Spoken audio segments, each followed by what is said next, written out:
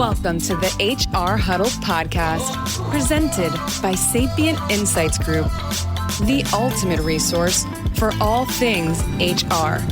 It's time to get in the huddle.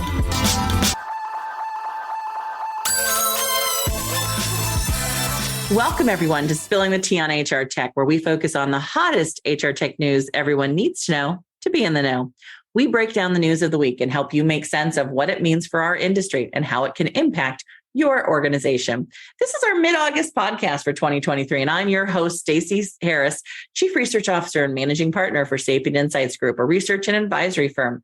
Joining me today is my co-host for the conversation, Cliff Stevenson, Director of Research and Principal Analyst here at Sapient Insights Group as well. Welcome to the show, Cliff. We've got a ton of hot tea today, right? There's just so much information that we've got to cover. I don't even know if we're going to get all in today. I know. We'll do our best. Yeah. We got some really great news about companies that are expanding. And I know it's not our usual thing, but we're going to do some celebrity name dropping.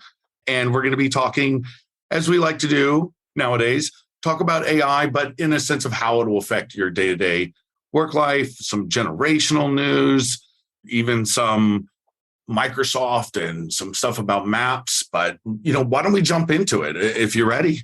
I'm ready, but I just want to say my favorite, I think, is going to be that somewhere if we get to it is that we'll be mentioning Snoop Dogg, right? Yeah, I was about to say that's the teaser. Yeah. Not a name that pops up a lot in HR tech news, but it's going to happen today. Yeah, definitely. So good teaser for later. We'll start with one model, a company we're familiar with. They are expanding. They had a deal where they brought in $41 million to expand their platform to do more data and decision-making, evidence-based sort of people analytics.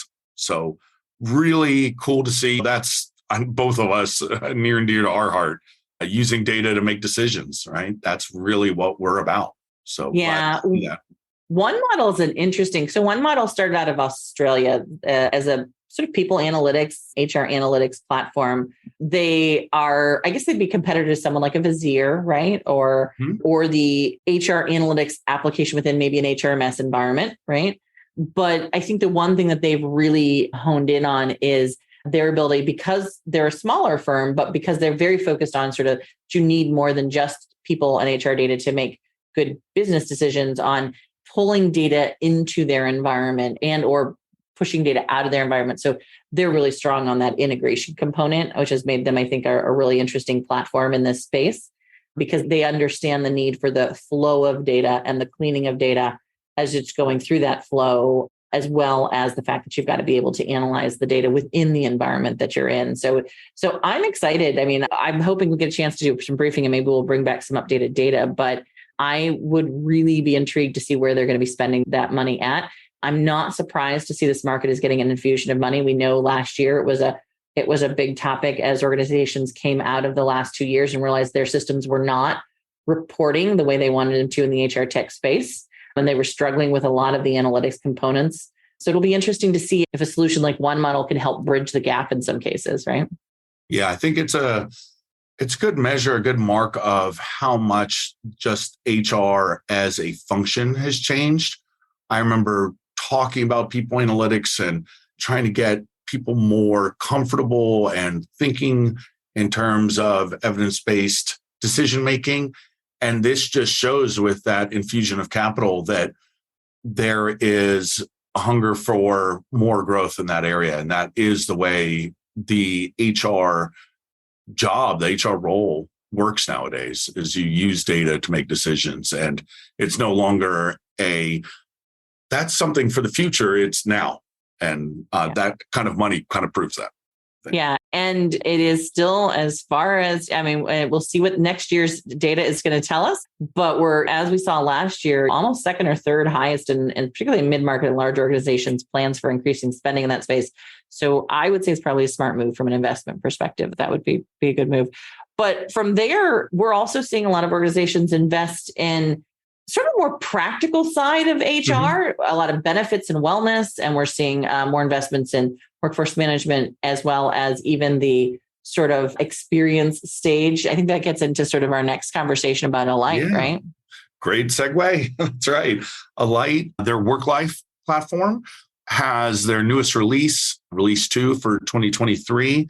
And that is going to be more heavily focused on the mobile platform, on self-service, allowing administrators to be more hands-on and customize, expanded ecosystem for partnerships, and just a heavier focus on, I guess you call it the people side, as you said, family care, mind and body wellness, that sort of thing. And then, of course, their AI-powered chatbot, Ask Lisa, can help with some of the more common benefits questions.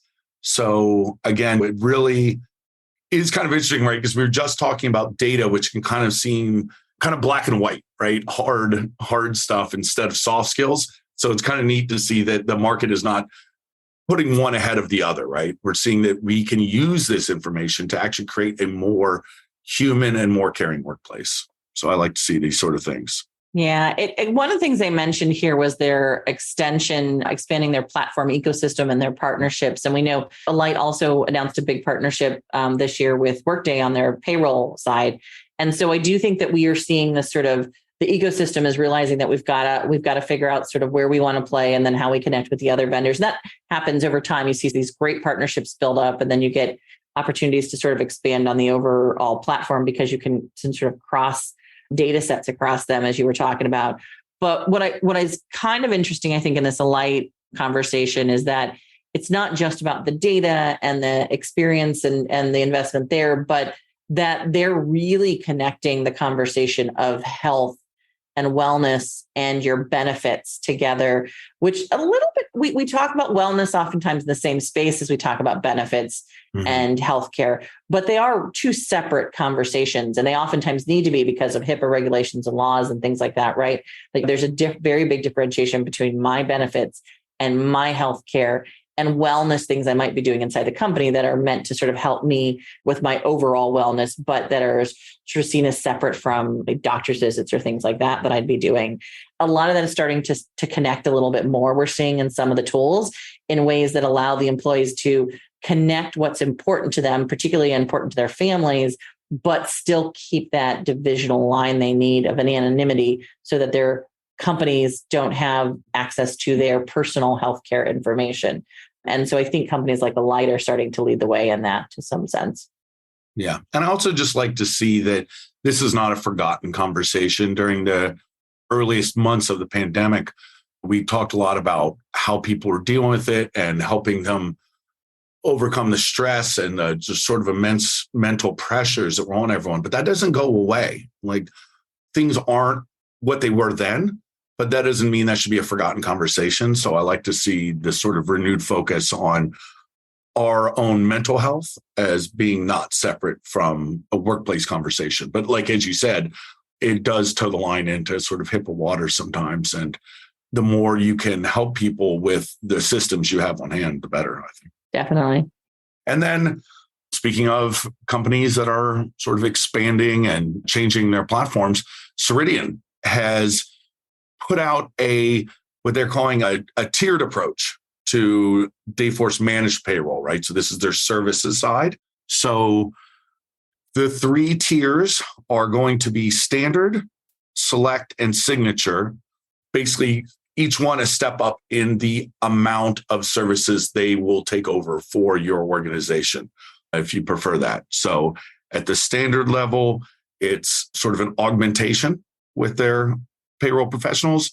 At the select, it's a little more of the day-to-day work with some optional add-ons, and signature is the sort of full managed services experience, right? And you and I were talking sort of in the green room beforehand about other organizations that have done this, and I would say it's pretty rare, right? You would thought of some good examples.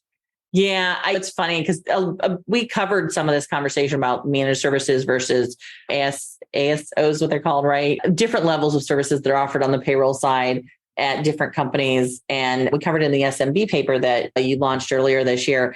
And the one thing I think that particularly for very large organizations that they don't understand that small businesses really struggle with is this: who owns payroll, who has the time and the energy to manage payroll, and who has the capability. And so for many small and mid-market companies, they outsource almost all of their payroll or some level of their payroll most of the time, right? Because it's just a very complex environment, heavy regulations, heavy requirements.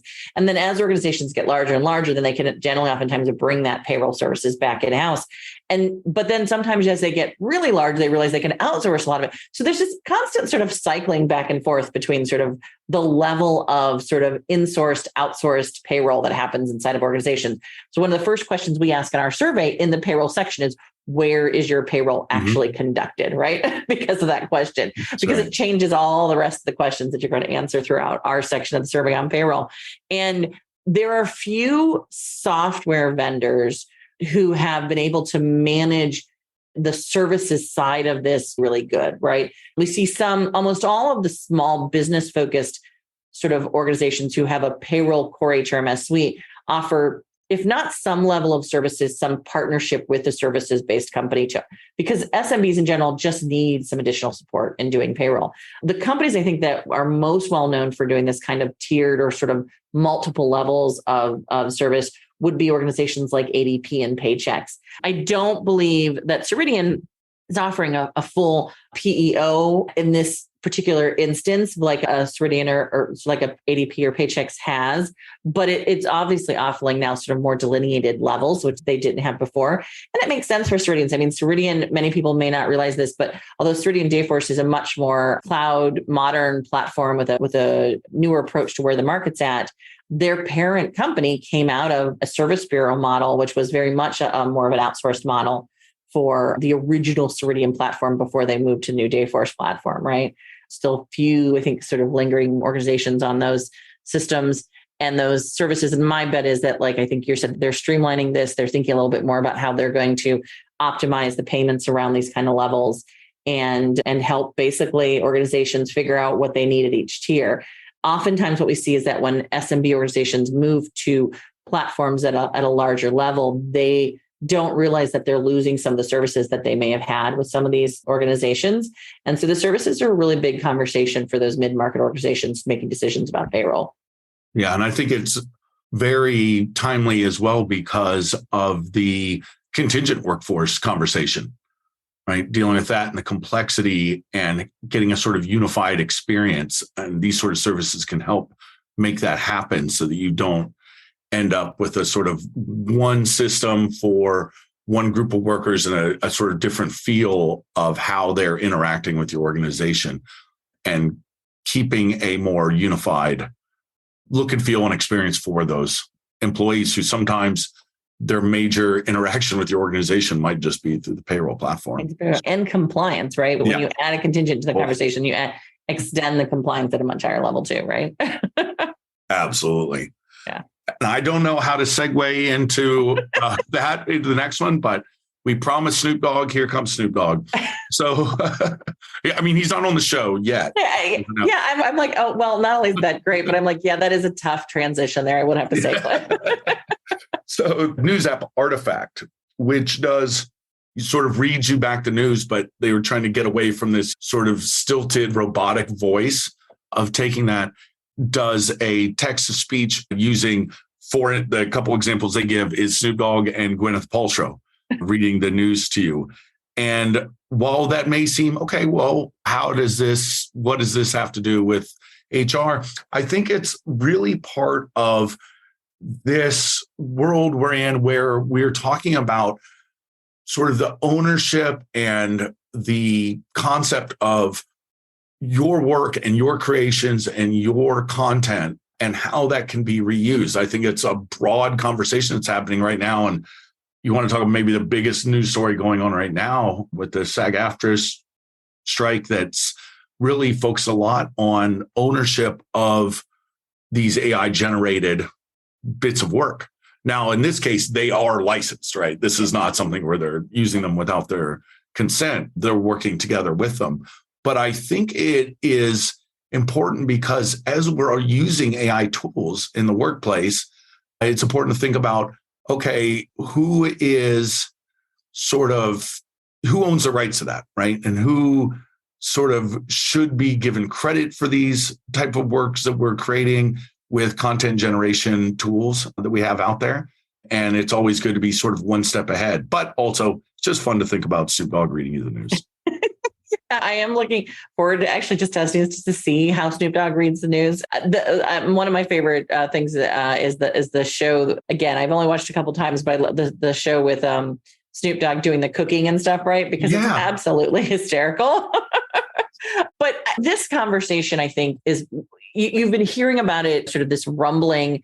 I say rumbling, but a conversation more about sort of union rights, I guess I would say, right, when it comes to the SAG Actors Guild fight that's going on right now. But there's this great meme, and we may post it with this. We'll see if we can find it again, because I don't know who actually created it, so I can't give any credit because I saw it as passing. I think it was on LinkedIn, but had two pictures on the one had Sarah Connor, and above it was, and if Sarah Connor, she was the female lead in Terminator, right? And they had who we thought was going to fight the artificial intelligence and the rise of the robots. And then the next picture was the nanny, Fran Drescher, who's really fighting the artificial intelligence and the rise of the robots, right? So if any of you are 90s children, you'll get all of that. And if you're not, I don't know where to point you, because it's just, there's too many different things in there. But it was the most common things that we're dealing with, the everyday stuff, is where this conversation is going to be taken, right?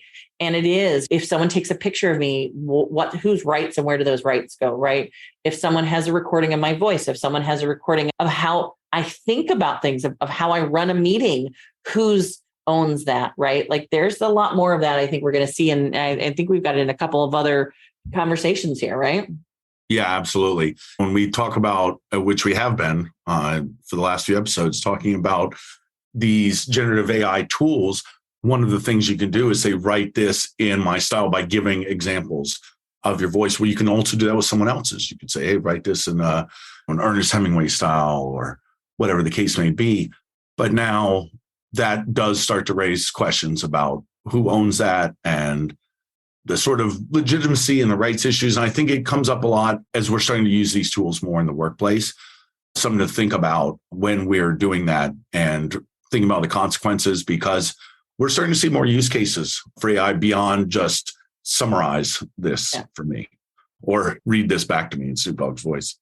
Yeah, there was a great article. I mean, many people are kind of watching what's happening with Zoom right now. Poor Zoom is in the news all over the place, but Zoom Corporation, because they're bringing people back and into the workforce, and the big news is Zoom's requiring people to go into the office, which isn't quite true. They're giving more hybrid options, and they're saying if you're within 50 miles in office, we'd like you maybe to come in twice a week, not really forcing everybody back to the office. But Zoom had also at the same time announced some changes to their user agreements.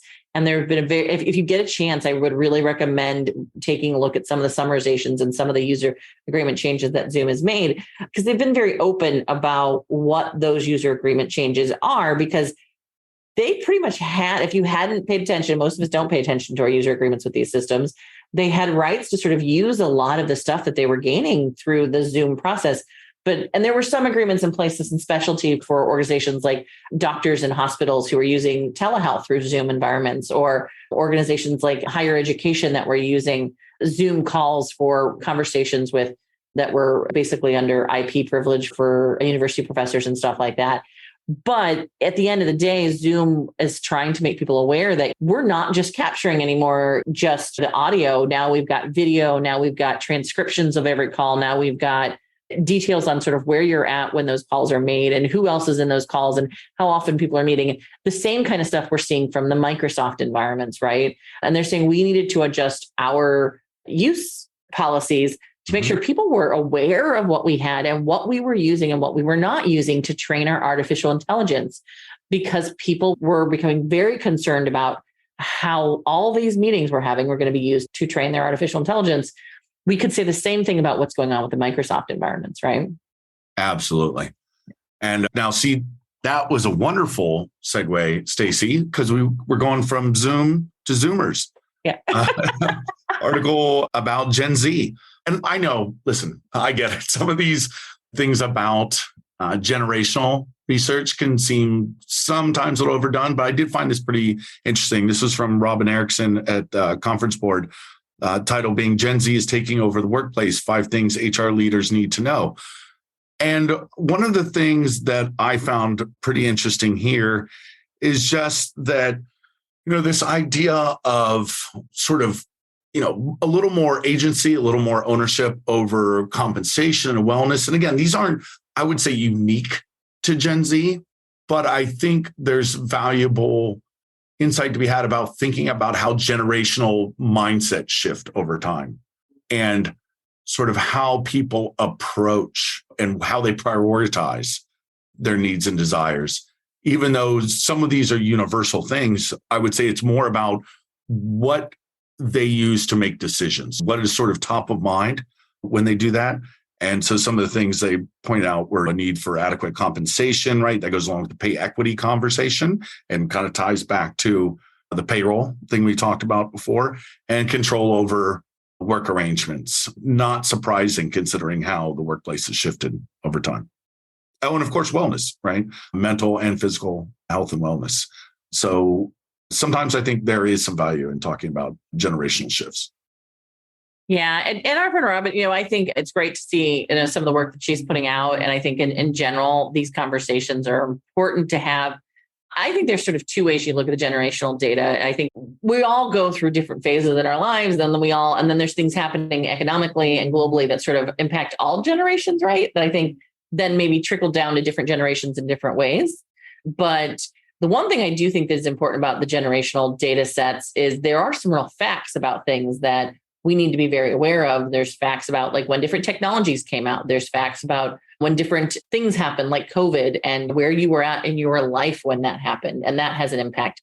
That's not just the sort of the age or the group that you're in. Or one of the things that we're seeing in the generation demographics in all of our data set is that the level of diversity of that generation is just higher, right? So no matter where you're at, there's sort of, I think, facts that you can really hone in on that you can use to sort of have a conversation about those breakouts. But all of that topics you mentioned, Cliff, I think are pretty important to all of us, no matter where we're at, right? So I think they're important changes we're seeing across the workforces that might be being felt differently by younger workers, but are important to almost every worker, right?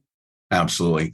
And another thing you mentioned earlier, you're talking about more workers are sort of being asked to go back into the office. Yeah. And so thinking about that really brought to mind a new story that broke that Amazon Web Services, Meta, and Microsoft, they have a sort of joint effort called the Overture Maps Foundation. And they just released their first open map data set. So this is sort of, I wouldn't call it a true monopoly, but, sort of breaking into where Google Maps is sort of dominated, but allowing more open geographical information, which can be key when we're thinking about our workers and again, and the generational interest too of where they live and how that can affect their mindset and what their commute might be like and all of this information. So that was pretty interesting. It was just released, I believe, 2 days ago. So at this point, it would be about August 6th. It just came out and its first map data set, very catchy title, Overture 2023-0726 Alpha.0. Forget that.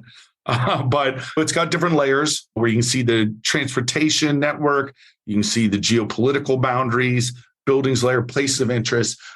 Very interesting when we think about where we live and how we get and where we work affects how we do work, right? Again, bring it all back to how people actually are, right? We're not machines.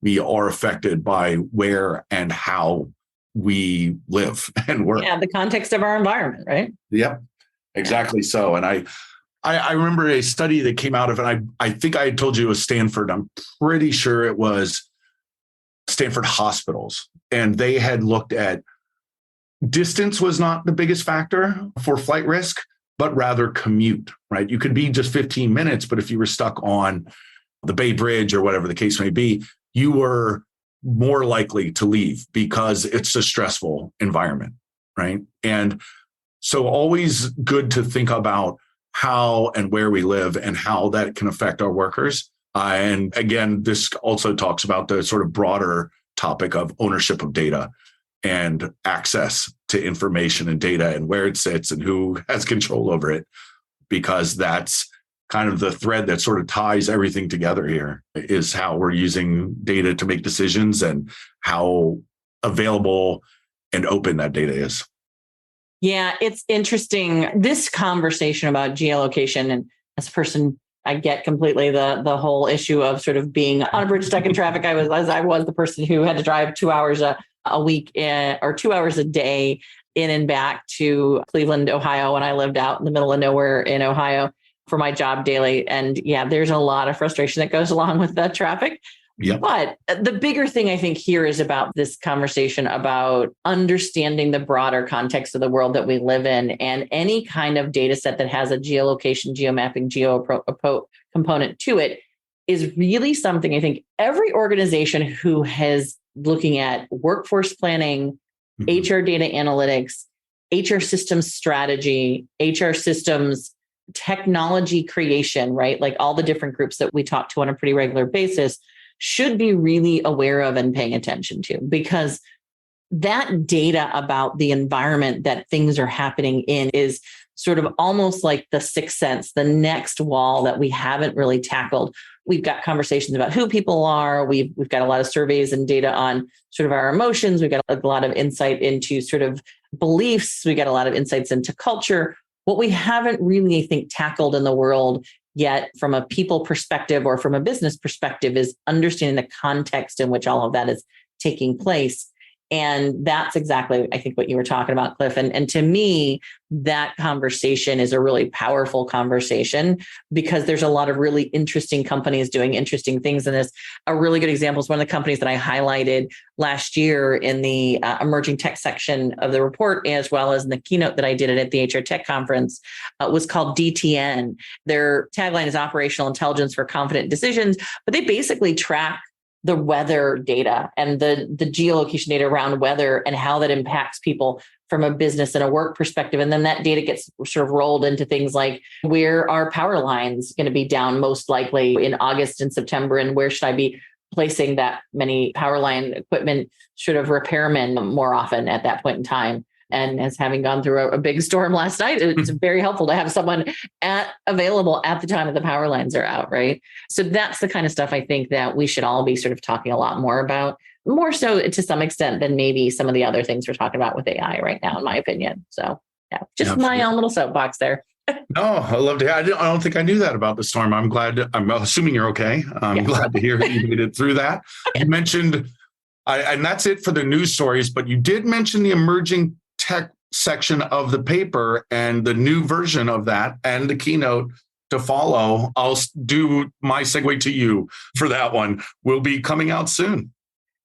It will. And we should note that last week, well, the week before last, right? You and I and our team were actually all here in North Carolina, having a great opportunity to get together and do a really exciting sort of offsite meeting where we were talking about the key findings. Very early preliminary data, a lot of cleaning that still has to be done, a lot of data analysis. As soon as we get that data crunched and analyzed and cleaned and validated, we try and get it out to the market through the various avenues. But the most important thing is that we generally, and this year we will be sharing the key findings at the keynote on Friday, October the 13th. So if you're at the HR Technology Conference in Las Vegas, make sure you're extending your flight and your hotel room to that Friday morning slot, because that's where we'll be not only sharing some really exciting and surprising news about spending in the market and data on where we're going to see investments heading for the HR technology space, but we're also going to be sharing those organizations on a vendor side who received the top user experience and vendor satisfaction ratings, as we do every year, and what's driving those. And that's something that we are excited to share every year. And that will again be on our keynote session as well. And also, if you're interested in seeing the data from last year, you can access that on our website.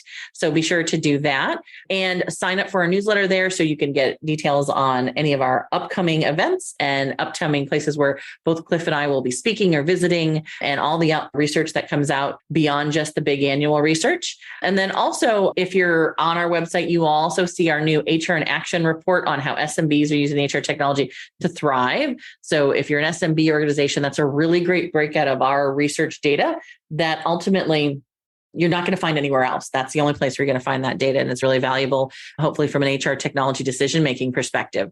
Also, be sure to listen to our sister HR Huddle podcast, HR We Have a Problem, hosted by our CEO, Terry Zipper. These HR Huddle episodes can be found wherever you download your podcasts on a regular basis. And it was really helpful to support the podcast. You please subscribe and leave a rating and review wherever you grab those podcasts, particularly on Apple, makes a big difference. We understand. To stay up to date with immediate breaking HR tech news and to get all the behind the scenes content, you can follow us at Sapient Insights on LinkedIn and Twitter. And you can also follow me at Stacey Harris HR on Threads these days, which I'm trying out. We'll see how that works. Cliff, a big thank you to you for, as always, taking the time to pull this together. I know we went a little over today because of the amount of content that we had, but really a great opportunity, as usual, to get a chance to talk about some of the really exciting stuff going on in our industry and in our space. Also, big thank you to our production team, Brand Method Media Group, who helps us produce our podcast, run by their amazing founder, Kelly, our marketing team, Lisa Renko, as well as the rest of the team. And thanks to our listeners and a community. We couldn't do this without you. If you are someone who has a big question on what's happening in the HR tech space, be sure to send it to myself and or Cliff. Or if you're an organization that has announcements or news, make sure you send those to us as well. We want to make sure that we're capturing as much as possible all the big information that's happening in the market. So that's it for this episode of Spilling the Tea on HR Tech. We hope it's been just the brew you need to start the engines running this week. We'll be back in 2 weeks with another pot of boiling hot HR tech updates and insights. Thanks, everyone.